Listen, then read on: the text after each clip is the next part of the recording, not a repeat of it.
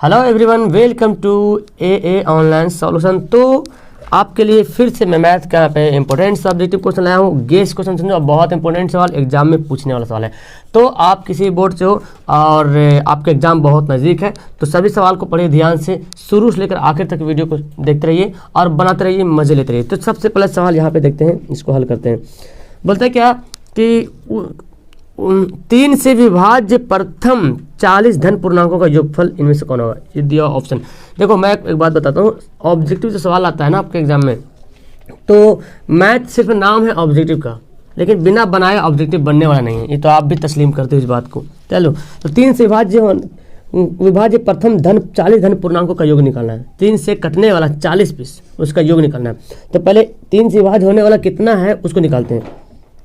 3 से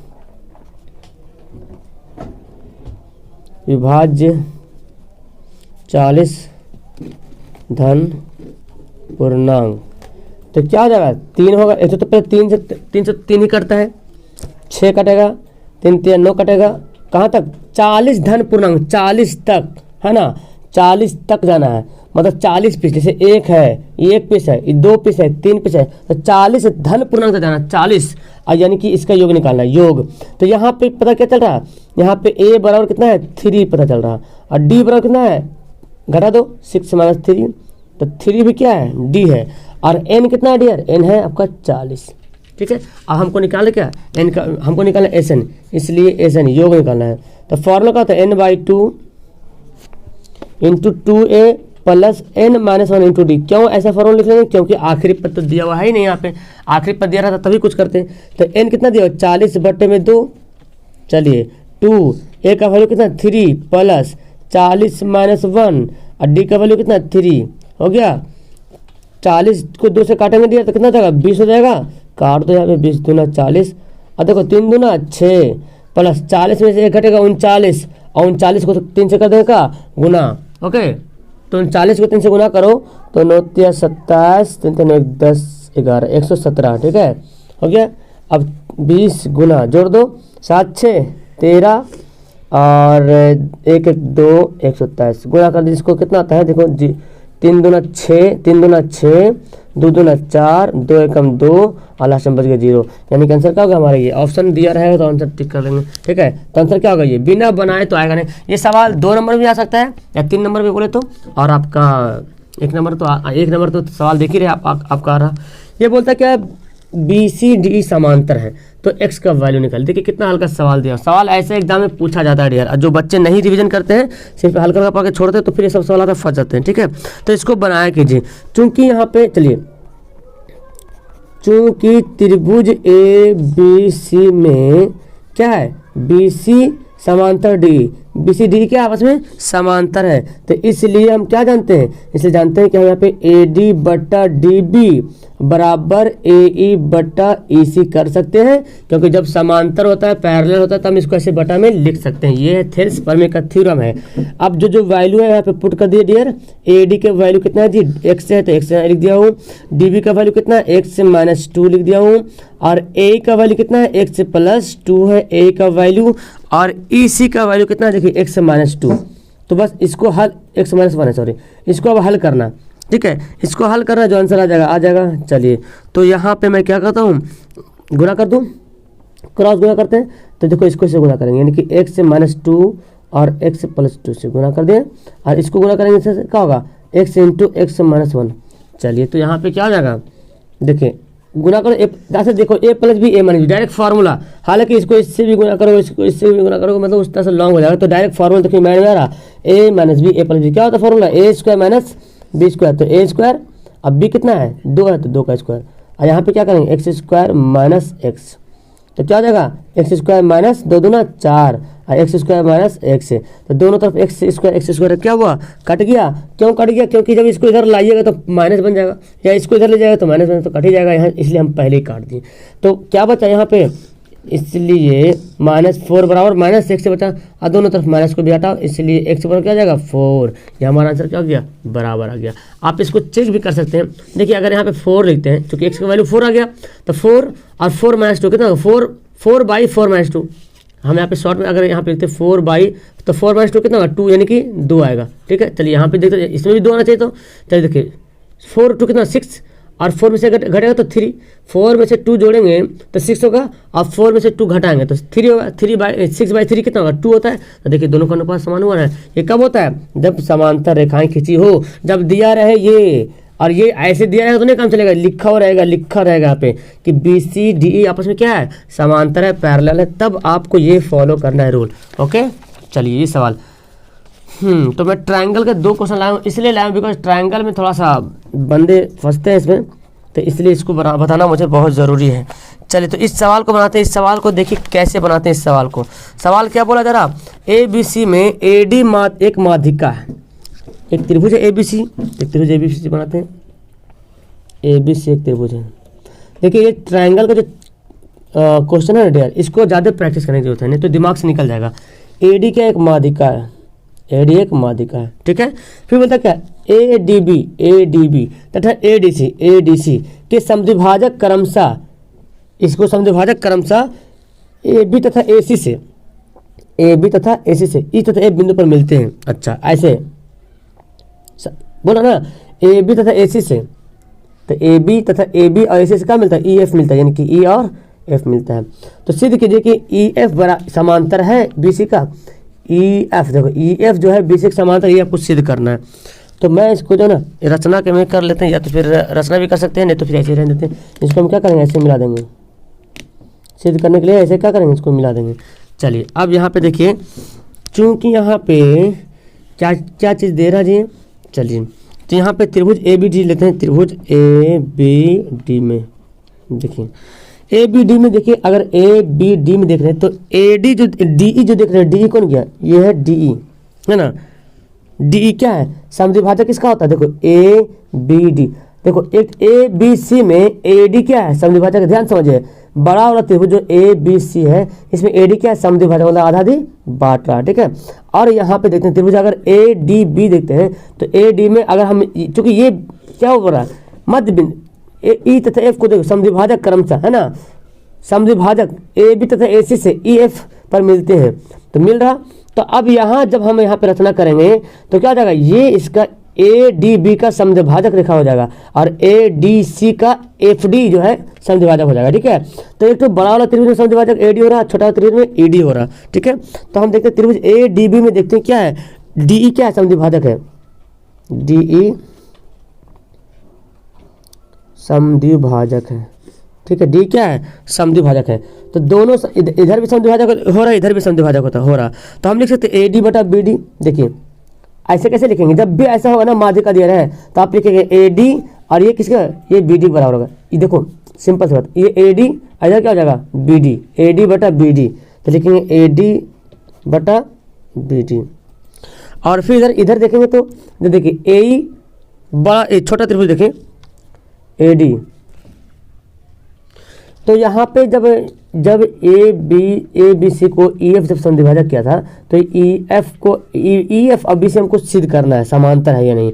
तो जब इसको जब किया था, यहाँ पे जब रचना किए हैं, तो इसको मैं लिख सकता हूँ AD बटा BD। ठीक है, AD बटा BD, ये हो जाओगे AD बटा BD, और अब क्या बचा, AE बटा EB बचा, तो यहाँ पे लिखेंगे AE बटा EB। ठीक है, ऐसे लिख सकते हैं, समीकरण इसको फर्स्ट बोलते हैं। तथा आप देखते हैं अब त्रिभुज का बता ADC तथा त्रिभुज ADC में क्या दिख रहा है, कौन समद्विभाजक है, DF क्या है, समद्विभाजक। यहाँ पे ADC में क्या है, समद्विभाजक है। तो इसमें क्या दिख रहा है, जब ABD में ED क्या समद्विभाजक था, तो ADC में क्या हो जाएगा, FD जो है समद्विभाजक है, FD समद्विभाजक है। ठीक है, जब समद्विभाजक है तो हम इसको क्या लिख सकते हैं, AD बटा DC, अब बराबर में AF बटा FC। ठीक है, तो इसे लिखते हैं AD बटा DC बराबर AF बटा FC। ठीक है, हो गया। जब इसको कर लिए तो समीकरण इसको सेकंड बोलते हैं। समीकरण फर्स्ट को सेकंड से, यहाँ पे ध्यान से देखें, फर्स्ट में AD बटा BD इतना आ रहा, और यहाँ पे AD बटा DC इतना आ रहा है। ठीक है, तो समीकरण फर्स्ट को सेकंड से क्या करते हैं, देखते हैं यहाँ पे क्या करते हैं। तो यहाँ पे पहले बात ये बोला जा रहा है कि इसका ये क्या है, समद्विभाजक। समद्विभाजक मतलब क्या समझते हैं, ये बी डी डी सी आपस में बंटवारा हो गया, आधा आधी बढ़ गया, ठीक है। समद्विभाजक मतलब ये जो रेखा समद्विभाजक खींचा है तो बी डी डी सी आपस में क्या हो गया, बढ़ गया, मतलब बी डी डी सी आपस में क्या हो गया, बराबर हो गया। तो जो बी डी है वही डी सी है। तो हम समीकरण फर्स्ट से यहाँ पे लेते हैं, समीकरण फर्स्ट से हम इसको लिखते हैं, ठीक है। क्योंकि हमको क्या लाना है, एफ सी ई एफ समांतर बी सी, ई एफ समांतर बी सी मतलब हमको ए ई बटा ई बी और ए एफ बटा एफ सी लाना है। अगर वो ला देते तो हमारा सिद्ध हो जाएगा, ठीक है। तो ए ई बटा ई बी तो दिख रहा है हमारा समीकरण फर्स्ट में, तो ए ई बटा ई बी दिख रहा है। अब क्या लाना है, एफ सी बटा एफ ए बटा एफ सी, क्या लाना है, ए एफ बटा एफ सी। अब देखिए ए डी और यहाँ भी ए डी, ए डी किसके बराबर, देखो तो एफ एफ के बराबर है, ए डी जो एफ के बराबर है, तो यहाँ पे ले लेंगे एफ, ठीक है। और क्या बोल रहा, और बोल रहा है एफ सी, एफ सी तो एफ सी किसके बराबर है, डी सी के बराबर है। एफ सी किसके बराबर है, डी सी के बराबर क्या आ रहा, एफ सी आ रहा। लेकिन अगर समीकरण फर्स्ट में देखते हैं तो बी डी है, यहाँ पे डी सी है ना जी। अगर हम ए बटा एफ सी करें और एफ सी किसके बराबर आ रहा है, एफ सी डी सी के बराबर आ रहा, और लेकिन डी सी तो यहाँ पे हम लिखेंगे तो काम चलेगा नहीं, लेकिन डी सी यहाँ पे देखिए, डी सी जो हमको क्या आ रहा है, बी डी के बराबर, हमको लाना एफ सी, लाना एफ सी। तो इस समीकरण फर्स्ट से जो लिखे हैं, इस समीकरण फर्स्ट तो पूरा हमारा ये है, इसको हमको इससे हमको बनाना पड़ेगा। तो एक बात तो यहाँ पे लिख दिए, तो ए डी के बराबर हम लिख दिए, ए डी बराबर एफ एफ लिख दिए। बी डी तो बी डी ये है, और अभी बोला था कि बी डी डी सी आपस में क्या होता है, बराबर होता है। तो बी डी डी सी आपस में बराबर हो गया, तो जो बी डी है वही डी सी है, मतलब हम यहाँ पे क्या लिख सकते हैं, डी सी लिख सकते हैं, हो गया बराबर। तो अब लिखते हैं इसलिए ई एफ समांतर क्या होगा, बी सी, यही हमको प्रूव करना था, ई एफ समांतर बी सी, ठीक है। चलिए सवाल नंबर 4 देखते हैं। किसी त्रिभुज के दो शीर्ष दिया हुआ है 3 - 5 तथा -4 7 -7 4, यदि उसके केंद्रक का नियामक 2 - 1 हो तो तीसरे शीर्ष का नियामक ज्ञात करना है। चलिए तो बहुत हल्का सवाल है, एक त्रिभुज आप बनाते हैं ए बी सी, ठीक है। और शीर्ष दे दिया, माने कि 3 - 5 दे दिया, और ये माने -7 4 दे दिया, और इसका पता नहीं सी का, ठीक है। और बोलता है केंद्र के नियामक, केंद्र मतलब केंद्र बिंदु का नियामक बोला जा रहा, तो हमको तीसरा बिंदु का नियामक पता ही नहीं है। तो ये जो तीसरा है ना, इसको हम x से y मान लेते हैं, और ये बिंदु हमारा दिया कितना 2 - 1, ये नहीं बोला केंद्र का नियामक, ठीक है। तो यहाँ पे लिखते हैं माना कि a बराबर 3 - 5, ठीक है। और b बराबर क्या है, मान लिया हम इसको मान लिया मैंने b, अच्छा 7 4, ठीक है। और c को क्या मान लिया x और y, और केंद्रक o बोलते हैं, ठीक है। केंद्रक o बराबर क्या आ जाएगा 2 - 1, ये हो गया। अब हमको नियामक केंद्रक का नियामक का फॉर्मूला ये दिया हो, एक केंद्रक का नियामक दिया हो, ठीक है। केंद्रक का बिंदु दिया हो, केंद्रक बिंदु दिया हो, ठीक है। तो एक फॉर्मूला होता है केंद्र का नियामक, क्या होता है x1 + x2 + x3/3, और फिर y1 + y2/3/3। इसलिए केंद्रक का नियामक क्या फॉर्मूला होता है, x1 + x2 + x3/3, फिर y1 + y2 + y3/3, ये होता है। पता क्या चल रहा है, ये x वाला नियामक है, ये y वाला नियामक, क्या केंद्रक का ये x नियामक है, ये y का नियामक है। चूंकि यहाँ पे चूंकि दिया है, क्योंकि o बराबर 2 - 1 है ना जी, क्योंकि केंद्रक o जो है 2 - 1 है, मतलब ये x है, ये y है, ये x वाला, ये y वाला। तो इसलिए हम क्या करेंगे, 2 बराबर ये वाला x1 x2 x3। तो x1 कितना है, देखिए यहाँ पे इसको लिख ही लेते हैं, यहाँ पे देखते हैं x1 कितना है, देखिए तो 3 है, x2 कितना है -7 है, और x3 पता नहीं हमको x ही है, और ये कितना 3 हो गया। इसको पहले हल कर लेते हैं, तो 3 दूना 6, कितना जगह 3 - 7 + x, 6 - 4 + x। अब क्या करेंगे, 4 इधर आके क्या होगा, जुड़ जाएगा, 4 इधर आके क्या होगा, प्लस हो जाएगा। तो x बराबर क्या हो जाएगा 6 + 4, यानी कि x बराबर कितना हो गया 3 हो गया। तो हमारा x का वैल्यू पता चल गया, तथा -1 ये y वाला है, ये y का नियामक, ये x वाला का नियामक देखो ये था, मतलब पता चल रहा है ये इसके बराबर है, और ये जो इसके बराबर है, तो इसके बराबर ये लिखेंगे। y1 कितना दिया हुआ, देखिए -5 दिया हुआ है, y2 कितना दिया 4 दिया हुआ है, और y3 को पता ही नहीं है y3 कितना है, तो ये कितना है 3 होगा। तो क्रॉस गुना करो, -3 हो जाएगा, और कितना हो जाएगा 5 में से 4 घटेगा तो -1 + y।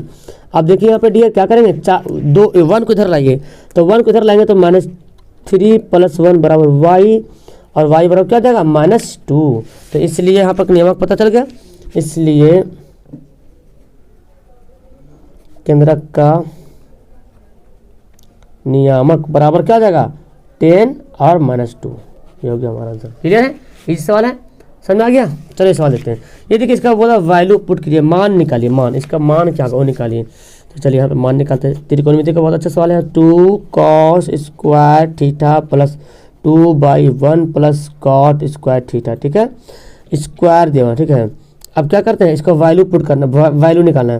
तो सोचिए हम देखो जैसे ही आपको फॉर्मूला जहाँ पे दिख जाए तो डायरेक्ट फॉर्मूला पहले अप्लाई करने की कोशिश करना। देखो 1 plus cot square theta formula याद आ रहा है, जो कितने दिन से बना रहे हैं।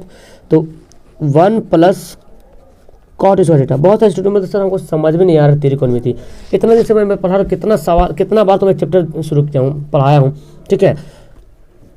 1 प्लस कॉट स्क्वायर थीटा का फॉर्मूला क्या होता है, कोसेक स्क्वायर थीटा। तो बिना याद किए तो कुछ होने वाला नहीं डियर, बहुत इजी सवाल है। आप अगर नहीं बनाते तो दिक्कत आपकी है। देखिए ये जो है ना, हम इसको ऐसे लिख सकते हैं 2 बटा, मैं एकदम तोड़ के मैं पढ़ा रहा हूँ, एकदम तोड़ के, ताकि कोई बंदा समझ जाए इसको आसानी तरीके से, कोई दिक्कत ना हो इसको, ठीक है। देखो इसको मैं ऐसे लिख सकता हूँ, क्योंकि 2 को 1 से गुणा करें तो 2 ही हो जाएगा। अच्छा 1/cosec क्या होता है, 1/cosec होता है sin स्क्वायर थीटा, हो गया। अब 2 यहाँ पे हो जाएगा क्या कॉमन, तो cos square theta plus sin square theta. तब बोलो डियर कितना 2, यहाँ पे कितना 1, यानी कि 2 हो गया इसका आंसर। ये तो इसका वैल्यू निकालना था, आ गया। चलिए लास्ट सवाल बनाते हैं। एक वृत्त की त्रिज्या 13 सेंटीमीटर था, उसके चाप का यानी कि जीवा की लंबाई 10 सेंटीमीटर, तो जीवा की दूरी वृत्त के केंद्र से ज्ञात करना है। जीवा की दूरी वृत्त के केंद्र से इसको ज्ञात करना, बहुत अच्छा सवाल ये है। तो देखिए यहाँ पे आपको पहले एक वृत्त बनाना पड़ेगा, बना लिया तो टेढ़ा बन रहा। बोलता कि एक वृत्त की त्रिज्या 13 सेंटीमीटर है, मतलब ये त्रिज्या क्या है 13 सेंटीमीटर होगा त्रिज्या, चलिए। तथा उसके चापकर जीवा की लंबाई 10 सेंटीमीटर, यानी कि जीवा खिंचा हुआ है, ये जीवा ए भी मानते हैं हम क्या है जीवा है, और 10 सेंटीमीटर क्या है जीवा लंबी है, और यहीं पे त्रिज्या बोलता है। तो यहाँ केंद्र यहाँ पे है, तो त्रिज्या यहाँ बन जाएगा, बना सकते हैं त्रिज्या, त्रिज्या है बना सकते हैं, क्योंकि केंद्र से सभी त्रिज्याएं क्या होती है बराबर होती है। तो 13 पर गया। बोलता है क्या जीवा की दूरी जो है वृत्त के केंद्र से ज्ञात करना है, मतलब ये जो जीवा है ना, यहाँ से जीवा की दूरी कितनी है कम, इसको हम ऐसे कर लेते हैं जी, है ना, कर लिए, ओके कर लिए। तो अब क्या हुआ, अब जैसे ही आपको पता होता है, जैसे केंद्र से किसी जीवा पर लंब डालते हैं तो इन जीवा को 2 बराबर भाग में बंटवारा कर देते हैं, मतलब कितना हो गया, बोला जाए तो 5 बंटवारा हो गया, ठीक है। तो यहाँ पे देखिए डियर, हमको निकालना क्या, हमको निकालना केंद्र से दूरी निकालना है। तो किसी एक त्रिभुज, यहाँ पे हम लेते हैं एम मानते हैं, OMA या AMO, ये कौन सा त्रिभुज दिख रहा है, समकोण त्रिभुज दिख रहा है। अगर आपका ऑब्जेक्टिव में सवाल आ जाए तो क्या कीजिएगा, अब बहुत पाइथागोरस ट्रिक पता है, 13 12 5 होता है, तो देखिए 13 5 12 का है, तो पक्का क्या आंसर इसका 12 होने वाला है। लेकिन तरीका देख लेते कैसे बनाते हैं। दिया है कि क्या दिया है डियर, दिया है कि त्रिज्या जो है OA क्या है त्रिज्या बराबर 13 सेंटीमीटर दिया हुआ है, और जीवा की लंबाई भी दी हुई है, जीवा की